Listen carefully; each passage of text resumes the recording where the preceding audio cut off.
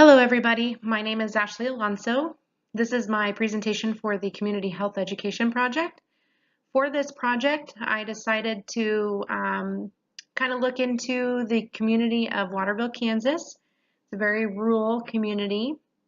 For them, I decided to look into implementing a community garden as part of a health education project for them. Looking at the project objective, we looked at the Healthy People 2020 objective, and I chose to utilize nutrition and health status as the objective for doing this for this community. It seemed the most fitting for them in the sense of access to health care, effects of health maintenance, and importance of nutrition and chronic illness among community members. All things that are kind of prioritized for the community itself. So why make it a priority? After assessing the needs of the community of Waterville, Kansas, it's indicated that there are areas of the community that really need to be addressed in order to meet the Healthy People 2020 goal of nutrition and health status. One of those being the poverty level amongst the community members. According to the U.S. Federal Census Bureau of 2015, 10% of the population of Waterville is considered in the poverty level. Also, its location, it's a very rural community. It's on the junction of two major highways. So there's constantly things going through, but as far as where it's located in reference to a bigger city or more resources, it's very rural. There's also probably a lack of transportation. Obviously no public transportation like you'd find in bigger cities, which make it harder to get what you need and obtain the resources that you are needing as well. Also, there's a lack of employment opportunity. Not many places located in Waterville actually employ people. There are a couple industrial manufacturing companies there, as well as the corner store and a few other stores as well. But that's about it. I mean, there's not a lot of jobs for everybody there. A lot of people might have to outsource their job opportunities to surrounding areas. Also, there's a decrease in access to healthcare locally. The hospital closest to them, it's a very rural hospital, is in Marysville, Kansas, and that's 15 minutes away.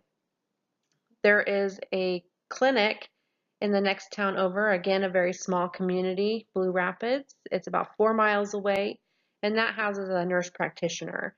That's the closest healthcare facility, I guess you could say, to Waterville. So there is no healthcare clinic or anything in Waterville itself. They do have an EMT or an ambulance housed in Waterville, so that's always good too for emergencies. There's also not very many opportunities for exercise. If someone were to want to go exercise, there is a gym, but again, it costs money, and you have a poverty level that in a low socioeconomic status, that is not something that probably is a priority for people, but it needs to be. Physical exercise needs to be. So there needs to be other opportunities for exercising within the community that is affordable.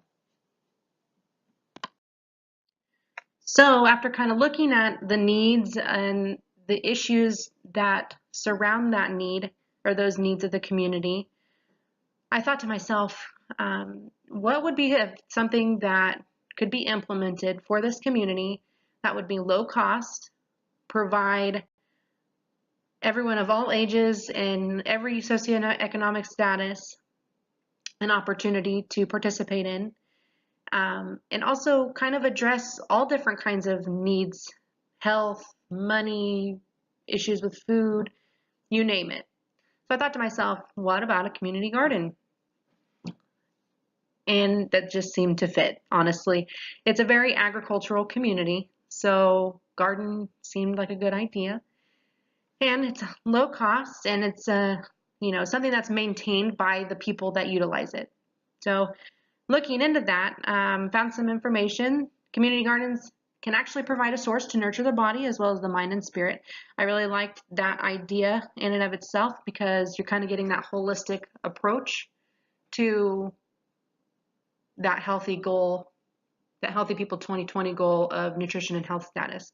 Because we all know that health status isn't just your physical body, it's the mind, it's everything that comes with it.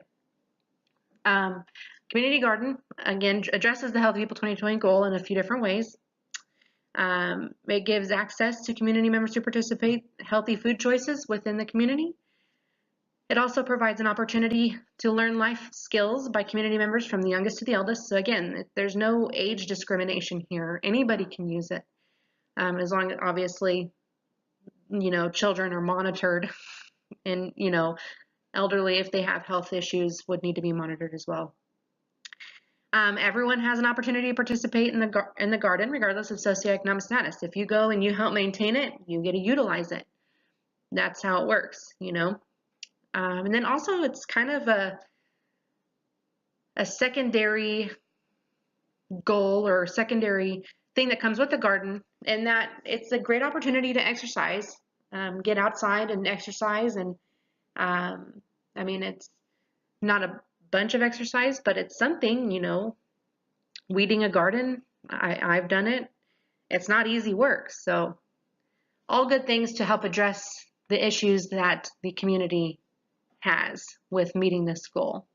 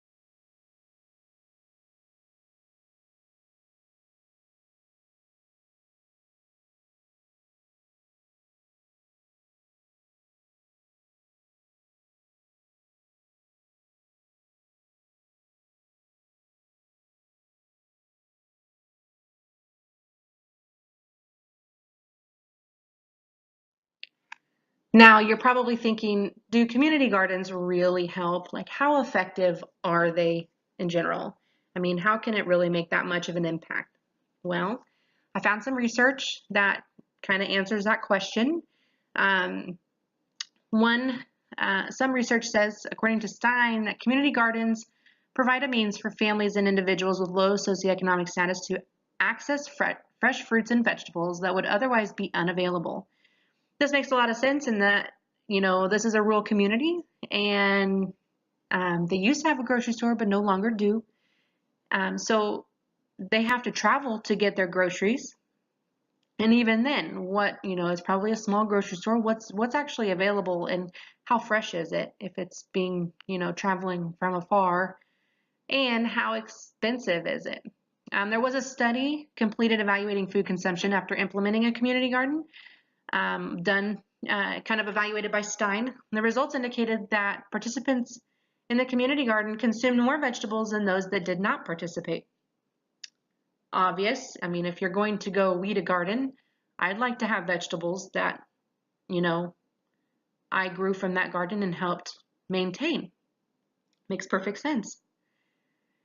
Also, family members in low socioeconomic status households, particularly those in rural areas and poor inner cities, have less access to reasonably priced, high-quality foods than do other households and fewer opportunities for regular exercise.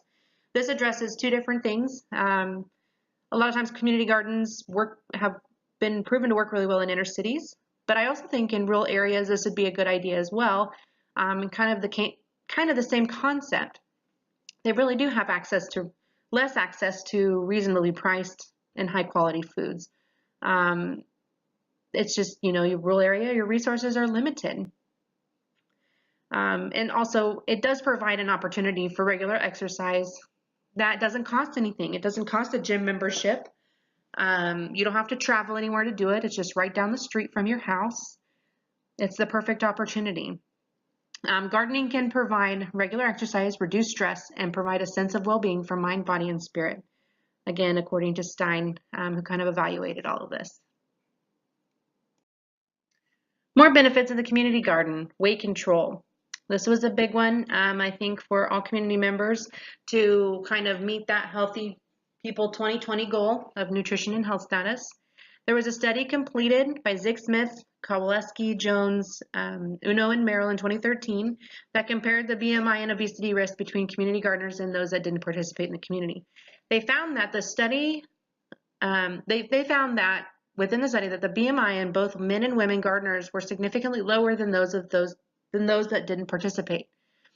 It also subsequently found that the BMIs of the spouses of the gardeners were the same. So they weren't actually looking into that specifically, but they happened to find it. So more of like a spillover effect in that they found that the gardeners that were actually participating in the community garden were bringing home the vegetables and the healthy choices back to their families, which were then in turn affecting their families in a positive way, in that their BMIs were also lowering as well, or maintaining, if you will. So I thought that was kind of an interesting accidental find, if you will, for kind of implementing that community garden, and it not only affects those that participate in the garden, but also those that live within the same household as those participating in the garden. And yet another community garden study. Fruit and vegetable intake. This study surveyed 38 families who participated in a community garden for 2 growing seasons. The study resulted in a nearly 4-fold increase in vegetable intake among adults and a 3-fold increase among children. The study was completed by Carney, Hamada, Radinsky, Sprague, Nichols, Liu, Paloy, Sanchez, Shannon in 2011. I thought this was an impressive find.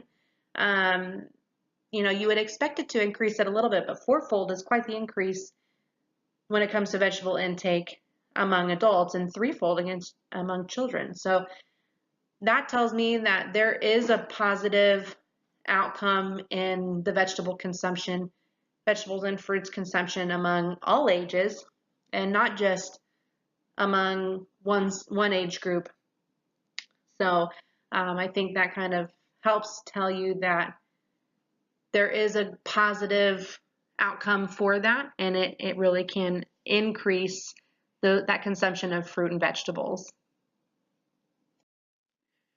Now, how does a garden fit in with the community? With this particular community in Waterville, its strengths are, it's an agriculture community. So many of the people that live within the community work on a farm, have worked on a farm, came from a farm, still live on a farm, you name it. So it'd be kind of right in there in growing a garden in that kind of attitude and mentality. So I think that would play into the strength of the community and how effective the garden would actually be. There's also lots of public grassy areas that could be cultivated for a garden. Again, I think this is a positive strength in that there are areas large enough to facilitate a big enough garden that could help the community in a really positive way. And another strength would be that it's accessible to all ages and socioeconomic status. So it doesn't discriminate against any of those, and everybody can participate.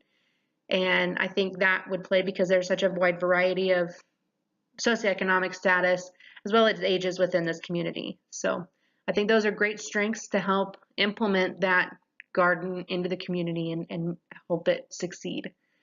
The limitations I foresee with this would be kind of monitoring the compliance of all individuals that utilize the garden. I think this would be kind of hard no matter where you're at. And kind of monitoring that everybody's on the honor system, I guess, making sure only those that participate reap the benefits of the garden, and kind of monitoring nobody else taking food from it that aren't actually helping to participate. And then also a limitation I would think would be a big one would be funding to start and then maintain that garden. I'm not sure if there is funding available. I'm guessing there probably is if you find the right company to help kind of start that up. But if there's enough interest, maybe it would be one of those that, you know, a fundraiser could be done in order to get enough support to help kind of start this up and then maintain it. I don't think it would cost a lot to maintain it, as everybody would volunteer their time and talent to maintain the garden, but it would be the actual starting it up and putting forth the effort to get it started. So I think that would kind of limit its effectiveness within the community. Now, how would you effectively evaluate a community garden within this community? I think the best way to kind of evaluate something like this would be to have a pre and post survey done within the community and its members. So kind of providing a survey once it's been established that it's going to happen and the garden's going to be implemented, having a pre-survey go out and just kind of see the interest that comes back from that, as well as gather some quantitative data, including weight and BMI, so that can be tracked. And then, you know, some other things that would include, you know, how many vegetables and fruits are consumed per individual and family. And then in the post survey, kind of looking at the same data, getting that weight and BMI after the growing season, or, you know, a few months down the road, getting that again so it can be tracked and evaluated to see the effects of the garden with the extra exercise, eating healthier, that kind of thing, as well as tracking how many fruits and veggies are consumed per family. I think that's a big one that can be easily evaluated, given that everybody's honest on the pre and post survey. And then on the post survey, I think it would be good to include suggestions to better the garden for the next growing season. That would help to kind of zone in on what's important, you know, whether that be the veggies that nobody really wanted, that kind of went to waste, or the ones that didn't really work well with the soil, you name it, that kind of thing. How to monitor it better, several different things that could be evaluated with that suggestions portion of the survey. And then anything else, you know, that wants to be included would be a good thing too. I think that would probably be the best way to evaluate its effectiveness and to keep the interest going, as well as the positive mentality and the ownership within the community, because I'd really want this community garden to feel like the community members all have a part in owning it and all have a part in maintaining it. I think that ownership and that pride in ownership would go a long way in maintaining that health status as well to all the community members and helping to meet and maintain that healthy 2020 goal of nutrition and health status. That concludes my presentation for the community health education project of implementing a community garden in the rural community of Waterville, Kansas. I appreciate you all listening and taking the time to look at my presentation. These are my references used, and I hope you enjoyed the project. Thank you.